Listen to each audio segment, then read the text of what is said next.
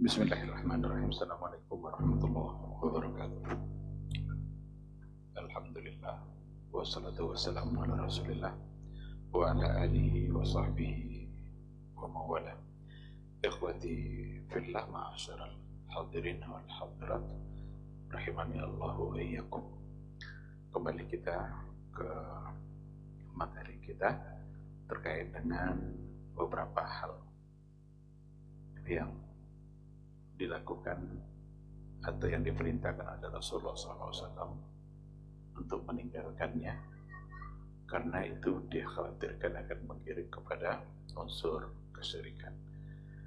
Yang terakhir tadi yang kita bahas adalah dilarang oleh Nabi untuk menjadikan masjid sebagai yang menjadikan kuburan tempat sholat, li'anna dzalika wasilatun li'ibadatiha, karena itu merupakan wasilah untuk menyembah kubur itu sendiri, dan itu adalah merupakan perbuatan syirik. Yang keempat, yang berikutnya adalah naha Rasulullah sallallahu alaihi wasallam 'an salati 'inda thulu'i asy-syamsi wa 'inda ghurubiha, lima fi dzalika min at-tashabbuhi bil ladzina yasjuduna laha fi hadzal awqat. Rasulullah sallallahu alaihi wasallam melarang untuk melakukan salat 'inda thulu'i asy-syamsi wa 'inda ghurubiha, pada saat terbitnya matahari dan pada saat terbenamnya. Jadi di antara waktu yang kita dilarang untuk sholat, ada waktu terlarang, ada waktu makruh. Ini terlarang ini adalah ketika matahari terbit, ketika matahari terbenam. Kenapa Nabi melarang? Karena ketika kita melakukan sholat di waktu terbitnya matahari, kita akan sujud, dan itu menyerupai orang-orang yang menyembah matahari. Ada kaum pada masa dahulu mereka menyembah matahari. Kan sesembahan pada masa dulu kan banyak. Ada yang menyembah patung, ada yang menyembah matahari, ada yang menyembah bulan. Nah, maka dilarang oleh Nabi. Padahal sujud adalah sesuatu yang baik. Salat adalah ibadah yang sangat mulia dan dicintai oleh Allah, tetapi terlarang untuk melakukannya pada saat terbit dan pada saat terbenam matahari. Wasilah ila syirik, karena itu tasabbuh, nanti menyerupai orang-orang menyembah matahari, berarti menyerupai orang-orang yang melakukan kesyirikan, karena yang mereka sembah bukanlah Allah Subhanahu wa ta'ala. Yang berikutnya, naha Rasulullah sallallahu alaihi wasallam anis safari ila ayyi makanin minal amkinah biqasdi taqarrubi ila Allah bil ibadah illa ila thalathi masajid. Rasulullah sallallahu alaihi wasallam melarang untuk melakukan safar ke suatu tempat yang tujuannya adalah untuk berta'abbud dan beribadah kepada Allah, kecuali hanya kepada tiga masjid. Dalam hadis, la tushaddur rihal illa ila thalathi masjid, jangan kalian mempersulit diri kalian, berpayah-payah untuk safar, untuk rihlah. Yang rihlah di sini adalah rihlah untuk ibadah, illa ila thalathi masjid, kecuali hanya untuk 3 masjid, Masjidil Haram, Masjidil Nabawi, dan Masjidil Aqsa. Kenapa demikian? Karena beribadah di sana punya fadilah khusus yang melebihi atau yang tidak didapatkan pada tempat-tempat yang lain. Di Masjidil Haram 1 kali sholat saja bisa mendapatkan pahala 100.000. Kalau di Masjid Nabawi bisa mendapatkan pahala sebanyak 1000. Boleh enggak kita sengaja untuk pergi ke Masjid Nabawi supaya bisa sholat banyak-banyak di sana? Bisa zuhur, bisa asar. bisa duha, bisa mengerjakan ibadah-ibadah yang lain. Kita maksudkan Masjidin Nabawi dengan tujuan itu, boleh. Kita maksudkan pula ke Masjidil Haram dengan tujuan ibadah seperti tadi, boleh. Karena memang dia punya keutamaan. Selain yang tiga ini, tidak. Yang tujuannya untuk beribadah dan taqarrub ilallah. Maka tidak ada tempat selain dari yang tiga ini yang kita dibenarkan. Yang tujuannya adalah untuk beribadah. Dengar oleh kita satu masjid yang indah, dibangun secantik-cantiknya, tapi apakah membuat sholat menjadi lebih berfadilah di sana? Tidak. Kalau tujuannya pergi ke sana untuk sekadar sholat dengan keyakinan nanti di situ pahalanya besar, maka tidak ada.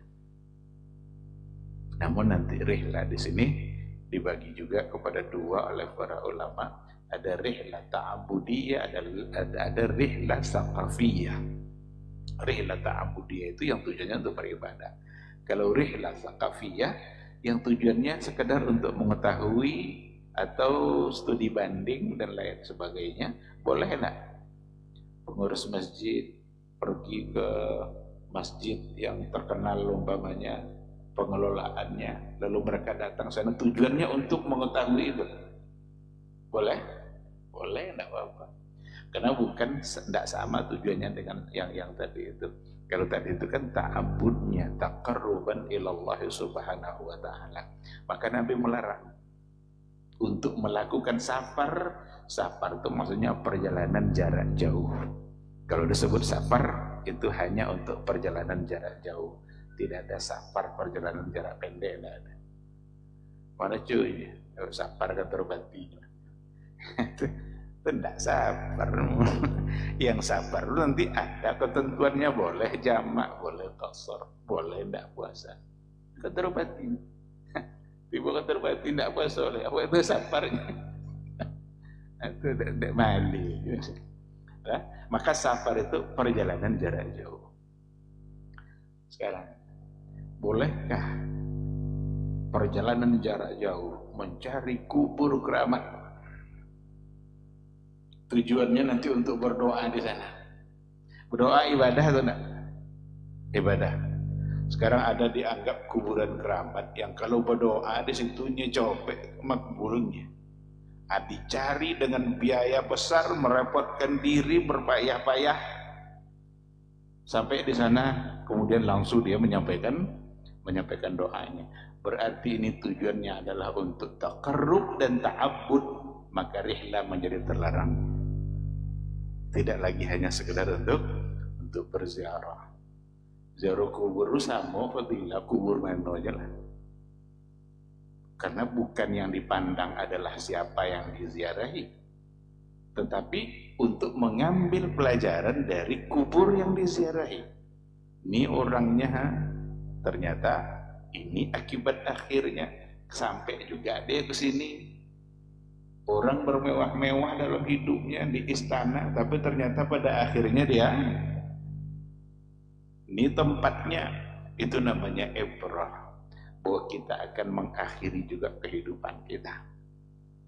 Maka kalau sekali lagi, kalau tujuannya untuk beribadah, mengunjungi tempat yang tidak disyariatkan, justru itu terlarang oleh Rasulullah karena bisa menimbulkan atau menggiring kepada unsur kesyirikan. Ya banyak nih contoh-contoh itu. Kubur nak jauh di rumah tak pernah nyongor. Anan kuburan yang dianggap keramat tadi itu baca dulu teman-teman, baca dulu sampai dapat. Apa nyongor? Dengan keyakinan itu tidak bisa dipungkiri bahwa di keyakinannya ada sesuatu. Pasti ada sesuatu di mana dia mentazim, memuliakan, mengagungkan orang yang ada dalam kuburan. Kita dianjurkan untuk memuliakan orang yang hidup dan orang yang sudah mati. Orang yang sudah mati gimana cara memuliakannya? Mendoakan. Doakan dia. Karena orang-orang yang sudah mati adalah orang-orang yang membutuhkan doa dari orang-orang yang hidup. Jangan sampai terbalik, orang yang hidup datang mencari-cari orang yang sudah mati agar dititipkan doa kepada yang sudah mati tadi. Maka syirik itu memang membuat akal kita hilang kecerdasannya. Perbuatan syirik itu membuat kita tidak cerdas lagi. Seharusnya kan yang sudah wafat dia membutuhkan doa dari yang hidup, bukan yang hidup meminta-minta pula kepada yang sudah mati. Ustaz tidak paham Ustaz tadinya. Banyak orang lah mati tapi sebenarnya masih hidup. Nah, pernah tidak macam itu? Tidak mati dosanya. Dibaca ayat mereka orang-orang yang terbunuh di jalan Allah, jangan kalian mengira mereka mati. Bal ahya inda rabbihim yurzaqun. Tapi mereka hidup di sisi Tuhan mereka. Ini sampai ahya jadi wajarnya. Bahkan mereka hidup. Baca ujung ayat tu. Inda rabbihim yurzaqun. Mereka di sisi Rabbnya. Jadi bagi awaknya lah mati, di sisi Allah masih hidup, bahkan mereka dapat rezeki. Ya kalau tidak mati itu bini tidak janda tidak. Kan itu anak tidak yatim, harta yang ditinggal tidak boleh dibagi, tidak warisan, karena masih hidup. Itulah. Maka sekali lagi Nabi melarang jangan melakukan safar yang tujuannya adalah untuk beribadah kepada selain yang tiga tadi. Kalau mempersulit diri untuk selain yang tiga, itu bisa-bisa menggiring kepada kesyirikan. Dan betapa banyak memang kesyirikan itu terjadi ketika berhasil sampai kepada kuburan orang-orang yang soleh itu, mereka menangis-nangis dan lain sebagainya. Dan disitulah kadang-kadang orang bermain perasaan. Agama bukan bermain-main perasaan. Bukan agama tidak menghargai perasaan. Tetapi tidak boleh mengandalkan perasaan dalam hukum, dalam beragama. Agama apa yang ditetapkan oleh Allah dan apa yang ditetapkan oleh Rasulullah Sallallahu Alaihi Wasallam. Jika bertentangan antara akal dan perasaan, baik kan? Candi itu apa?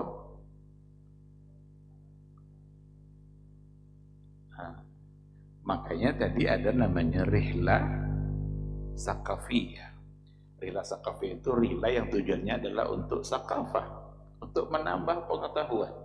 Umpama ada catatan sejarah mengatakan bahwa ini terjadi di sini, itu ingin dibuat penelitian. Nah, tentu lo dah awak cedah, Boswano datang ke KIN. Itu namanya rihla sakafiyah.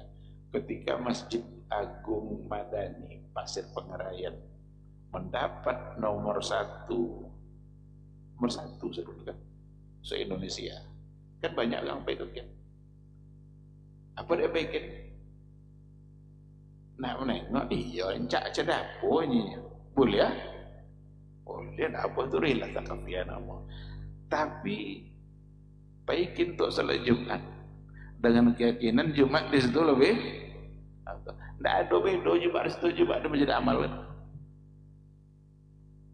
Cak tidak apa, tidak ada beda nomor saja, tidak ada bedanya. Nah, kalau tujuannya untuk yang tadi berarti untuk ta'abbud, beribadah, karena ada satu keyakinan sholat di sana lebih, baca Quran di sana lebih baik, sholat duha di sana lebih baik. Kalau ada keyakinan itu berarti itu adalah sesuatu yang salah. Cuma kalau seperti yang tadi itu Borobudur dan lain sebagainya, kalau akan mendatangkan sesuatu yang barangkali bermasalah dalam agama kita, mungkin lebih baik itu tidak. Tapi sekedar untuk mengetahui, ya maka tidak mengapa, insyaallah. Wallahu subhanahu wa ta'ala alam. Baik, yang berikutnya adalah Rasulullah Sallallahu Alaihi Wasallam melarang untuk memenuhi nazar. Padahal nazar kan harus dipenuhi. Ini ada orang bernazar ceniko.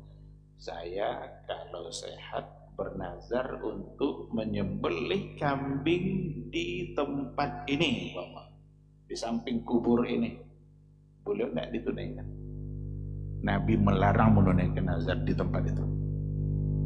Padahal nazar itu janji kita kepada Allah yang harus kita tunaikan. Tunaikanlah nazar kalian. Dan itu janji kepada Allah. Tapi kalau tempat nazarnya itu adalah sesuatu yang bisa mendatangkan atau menggiring kepada kesyirikan, dia menyembelih hewan ke kuburan keramat tadi itu menggiring kepada kesyirikan. Seolah-olah kambing itu nanti disembelih bukan lagi untuk Allah tapi untuk yang ada dalam kuburan. Maka Nabi melarang. Naha Rasulullah sallallahu alaihi wasallam anil wafa bin nadri. Wafa itu memenuhi janji nazar, untuk menunaikan nazarnya.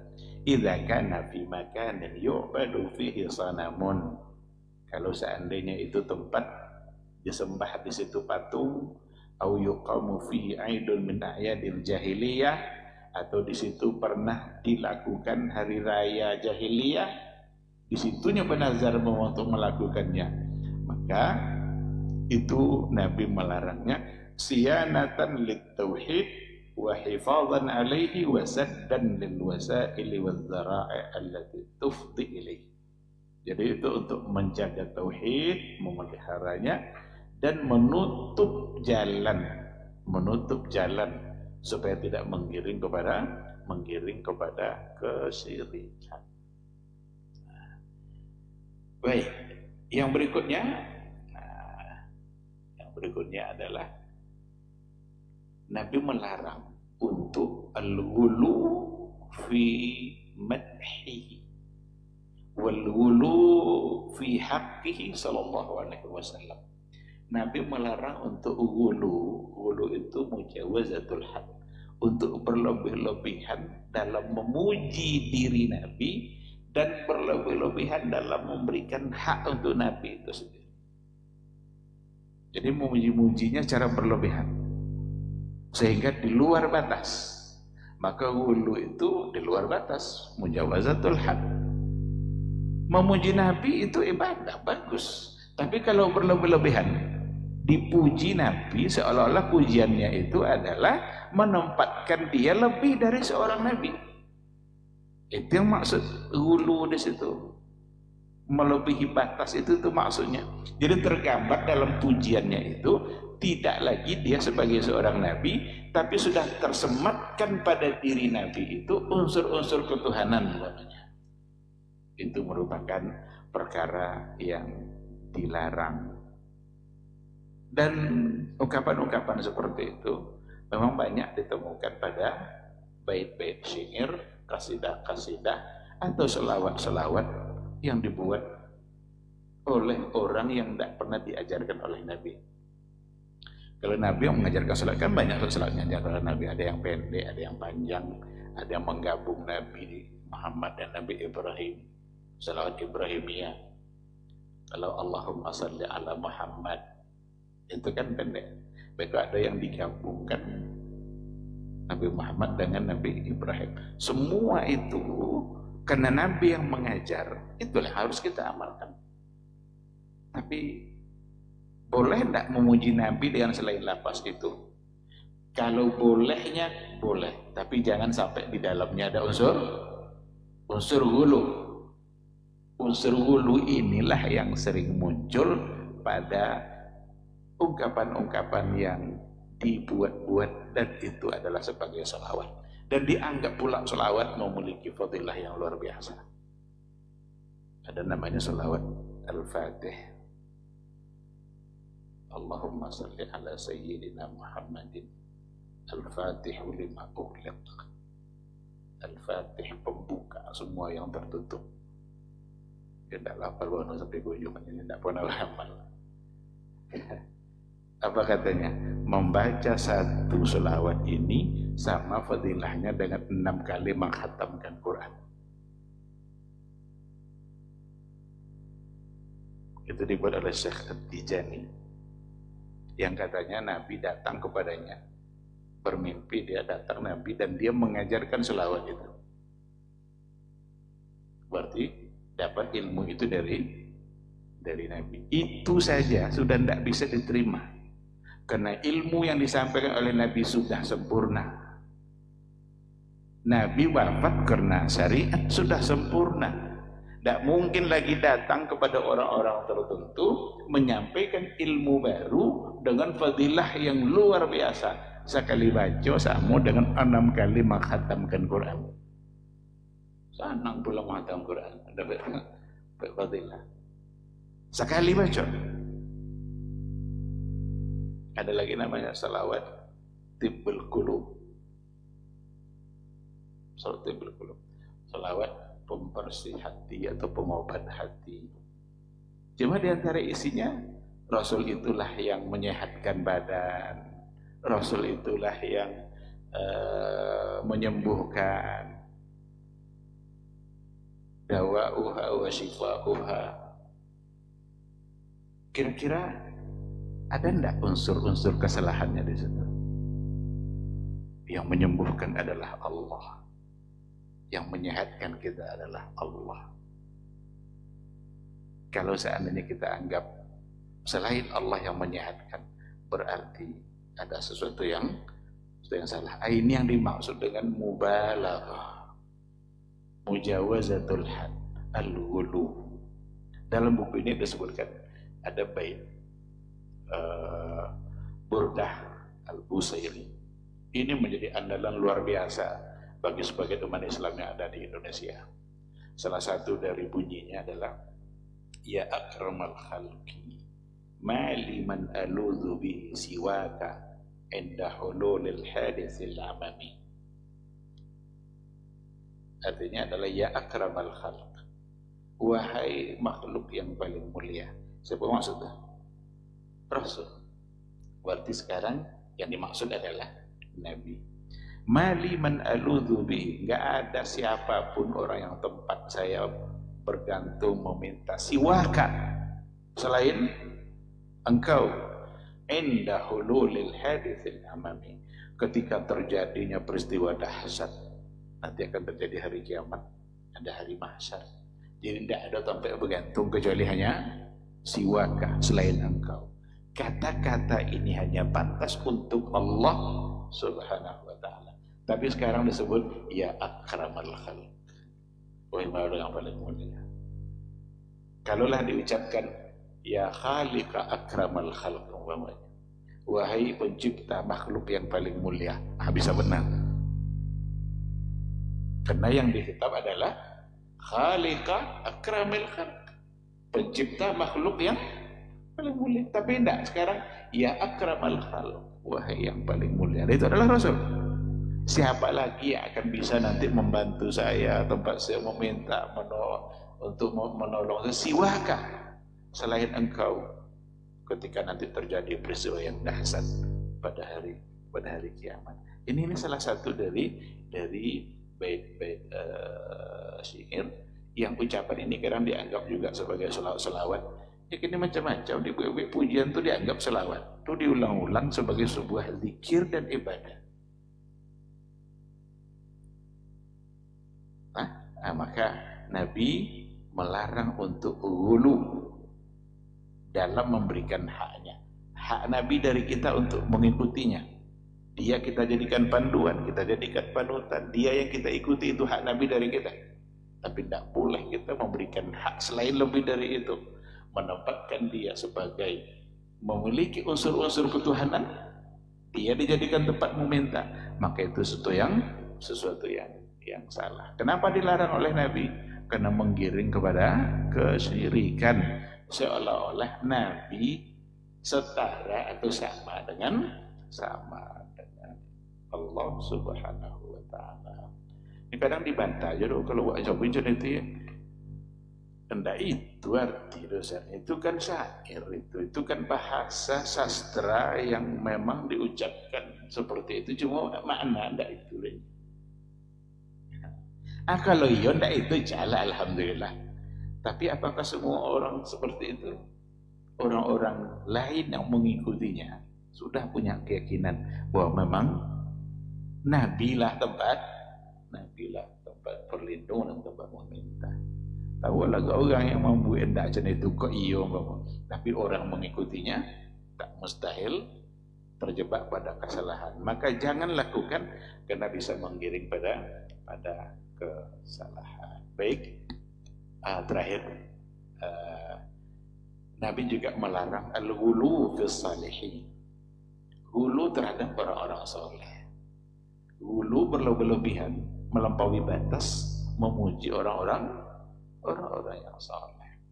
Kenapa orang Yahudi menjadi tersalah? Dianggap akidahnya menyimpang. Karena hulu dalam memuliakan orang soleh. Siapa orang soleh yang dimuliakannya? Uzair. Uzair. Dianggapnya Uzair itu adalah anak Tuhan. Tidak manusia soleh. Dia mati 1 tahun. Hidup balik. Orang-orang yang seumuinya lagi mati. Dia masih hidup dan seperti seorang pemuda. Tak lo hilang hafalan.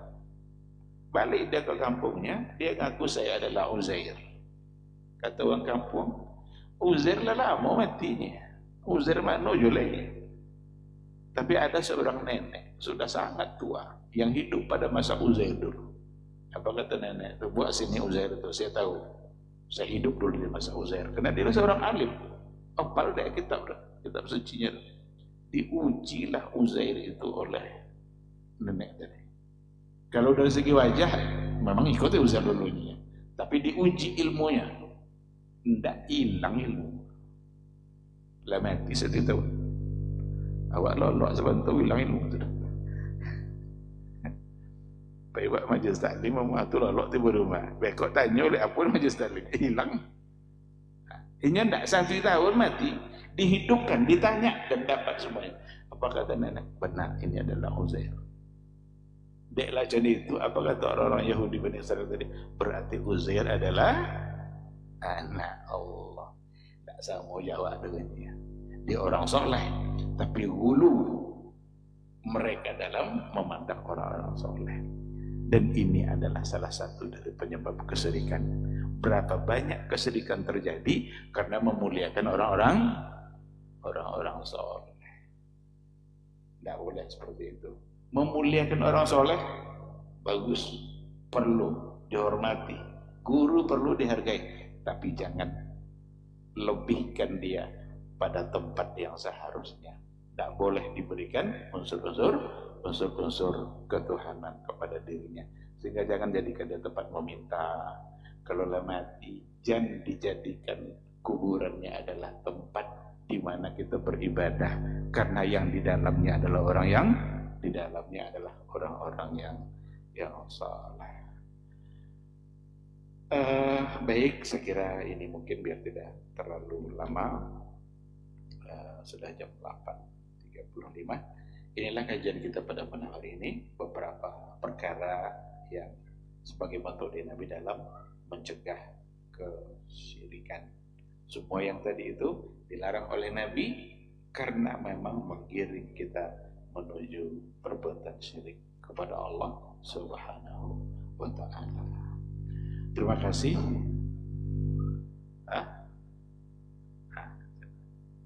Silakan. Ondek nanya. Nah, salah saya cik aja dulu.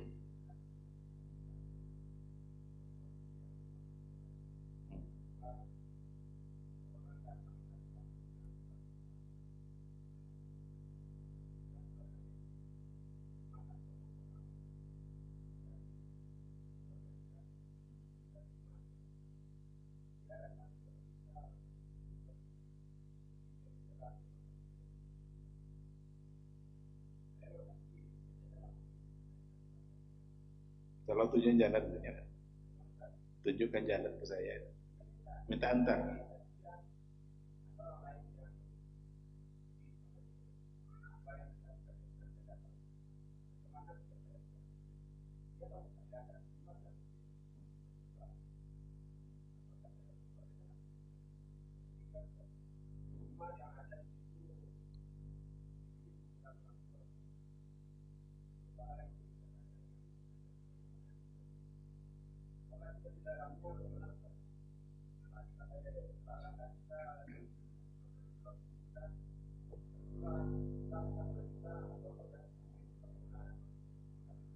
Ya, yang pertama apa tadi?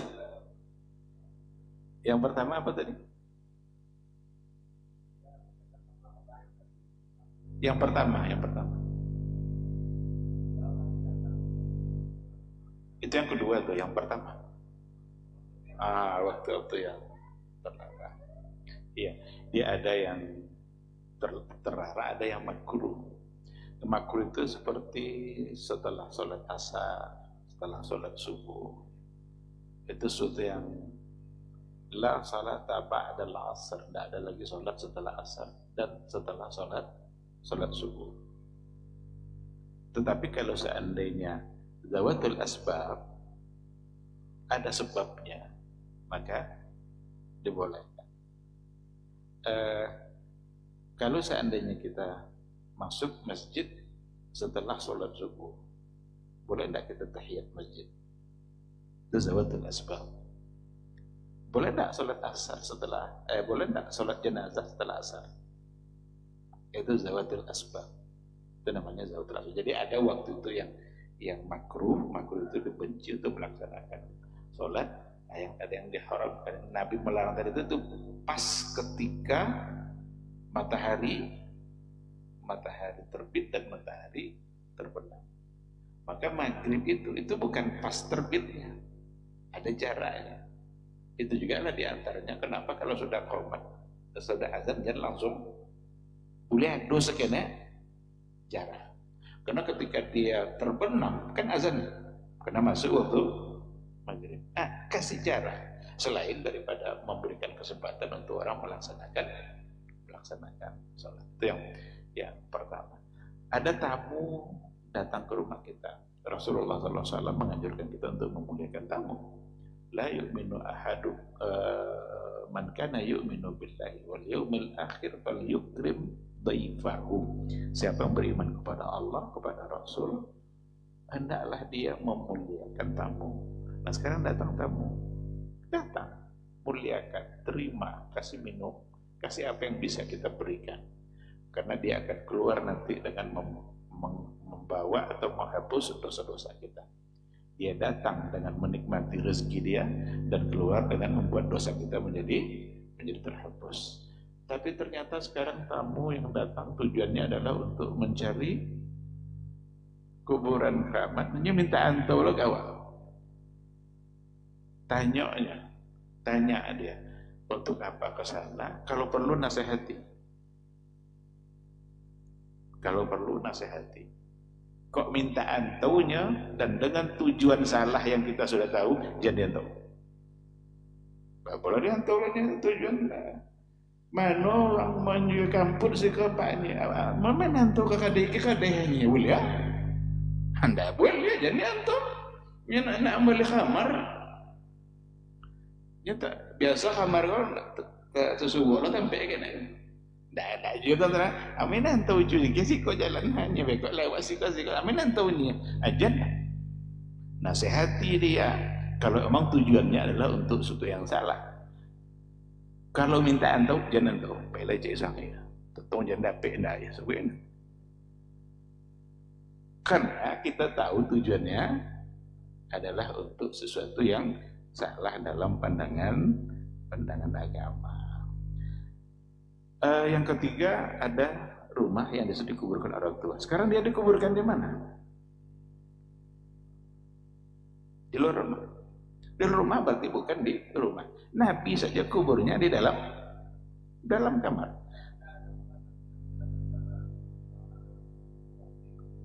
Nah, sebaiknya pilih-pilih juga lah tempat di mana akan dikuburkan. Kau kubur ni janjang mana ya? Kau janjang sikit. Untuk apa kono? Kenapanya ti awak lewat di janjang dah kan tak ya lah. Tak nampak ya baru dah. Maka pilih-pilih juga lah posisinya. Pada bagian ini, mungkin pada bagian belakang. Kalau sudah seperti itu, insya Allah maka tidak mengapa.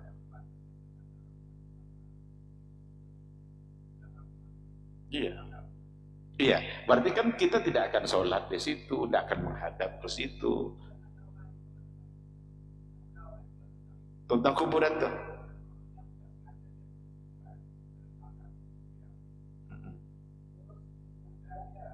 Menghadap ke kubur itu.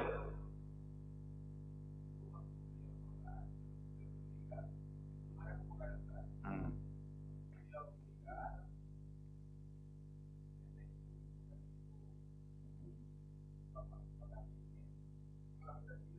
Iya.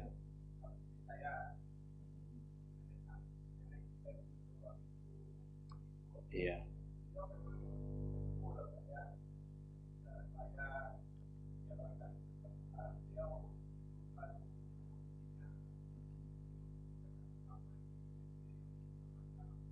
Iya.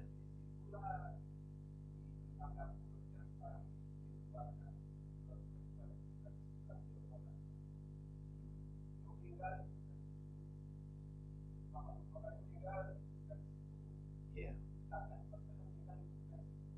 Berarti dia sudah menjadi pekuburan keluarga.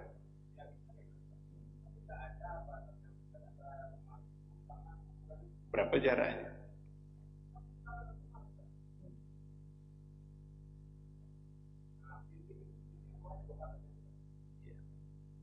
Ya, yang jelas kenapa dilarang untuk apa kan nanti akan sujud ke situ. Kalau dulu dia sholatnya mungkin di situ kan tidak ada apa-apa. Sekarang kalau memang itu fungsinya adalah dapur dan lain sebagainya, saya tidak yakin juga ada orang sholat di dapur. Kalau dulu dia di situ, itu cerita lama, tidak ada masalah. Sekarang ini ada tidak orang sholat menghadap ke situ? Tidak. Nah, berarti mudah-mudahan tidak mengapa. Tapi nanti ke depan ini pikir-pikir untuk menguburkan kalau akan dekat rumah.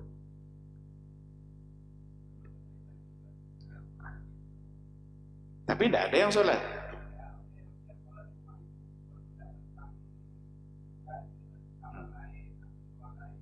Ya insya Allah tidak mengapa, insya Allah. Tidak menyembah kubur, karena tidak menghadap kubur. Untuk menghilangkan keyakinan, buat pagar. Untuk menghilangkan keyakinan, buat batas. Ini rumah, ini kubur. Kok ada justru yang meninggal lah sebelah situ. Karena sudah dibuatkan pagar. Karena memang salah satu dari solusinya adalah dibuatkan batas. Kalau masjid itu seperti itu. Bahwa ada masjid, tapi ada dibatasi jalan namanya. Jalan bisa menjadi pemisah nanti. Atau dibuatkan pagarnya sehingga itu menjadi pemisah nanti antara dia dengan kubur.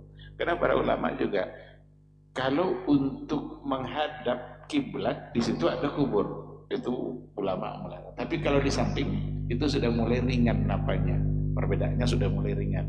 Tidak lagi seperti kalau memang di depan di mana kita sujud. Karena kalau di belakang atau di samping kan dia bukan kita untuk menyembahnya karena dia tidak di depan kita. Nah, namun karena dia masjid sebagai rumah Allah diperlukan juga untuk diberikan batas. Maka untuk supaya hilang keraguan-keraguan, buat aja. Bisa enggak dibuatkan kira-kira batasnya daripada nanti ragu-ragu terus. Tapi wallahu alam kalau dalam pandangan sekilas saya adalah karena dia tidak kita jadikan untuk menghadap atau tidak di hadapan kita. Wallahu subhanahu wa ta'ala alam. Ada jelas?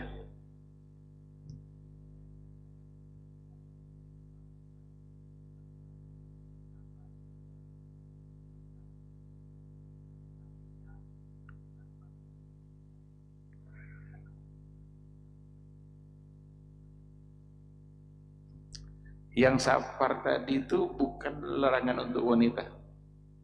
Semua dilarang safar jika tujuannya adalah untuk taqarruban ilallah, kecuali pada 3 itu berlaku untuk semua. Untuk perempuan tentu akan lebih berlaku lagi. Sedangkan laki-laki tidak udah apalagi perempuan. Nah, namun masuk pertanyaan di dalamnya itu perempuan dalam melaksanakan haji dan umrah. Di sini memang ada perselisihan di kalangan para ulama dalam persoalan ini, antara yang membolehkan dengan yang tidak membolehkan. Dulu ada seorang sahabat ingin ikut berjihad, tapi dia membiarkan istrinya untuk pergi umrah sendiri tanpa mahram. Disuruh oleh Nabi, dia temanin istrimu dalam safar itu, jalan tidak ikut. Betul, Nabi lebih mendahulukan itu. Ini kan persoalan yang bukan berarti masalah ringan. Ditambah dengan hadis Nabi, tidak boleh seorang perempuan itu musafir illa ma'adzi mahram, kecuali kalau bersamanya ada mahram. Di situ tidak disebutkan haji, tidak disebutkan umrah, hanya safar saja. Nah, bagaimana haji dan umrah? Disinilah terjadi perbedaan di kalangan para ulama. Ada yang membolehkan, tapi dengan catatan dia mesti bersama mu'minah siqah. Mesti bersama-sama dengan perempuan-perempuan yang terpercaya. Ada rombongan dia, mungkin dia sendiri yang tidak punya mahram, tapi ada perempuan lain yang mungkin mereka punya mahram, tapi bersama orang-orang baik itu dia, maka di antara ulama ada yang membolehkan, bahkan banyak di antara mereka yang membolehkan. Yang tadi mengatakan tidak boleh itu memang agak keras juga. Biarlah dia tidak haji, biarlah tidak umrah, karena tidak ada mahram. Tapi mahram bukanlah syarat sahnya haji. Nah, cuma dianggap sebagai safar yang maksiat. Itulah perbedaannya kira-kira. Tentu ada rincian pandangan mereka, tapi sekilas seperti itu. Yang membolehkan itu bukan membolehkan begitu saja, dengan syarat dia mesti safar bersama al-mu'minat as-siqat, perempuan-perempuan yang memang mereka itu terpercaya, akhlaknya baik, sehingga nanti bisa sama-sama menjaga diri. Wallahu subhanahu wa ta'ala. Baik, ikhwati billah, ma'asal hadirin wal hadirat rahimani Allah wa iyyakum. Sampai di sini kajian kita pada malam hari ini. Mudah-mudahan dapat kita pahami, dan semoga Allah Subhanahu wa taala selalu menjaga akidah kita dari berbagai macam bentuk kesyirikan. Kita tutup dengan doa kafaratul majlis. Subhanakallahumma wa bihamdika asyhadu an la ilaha illa anta astaghfiruka wa atubu ilaik. Wassalamualaikum warahmatullahi wabarakatuh. Baba TV Sunnah, belajar agama baru.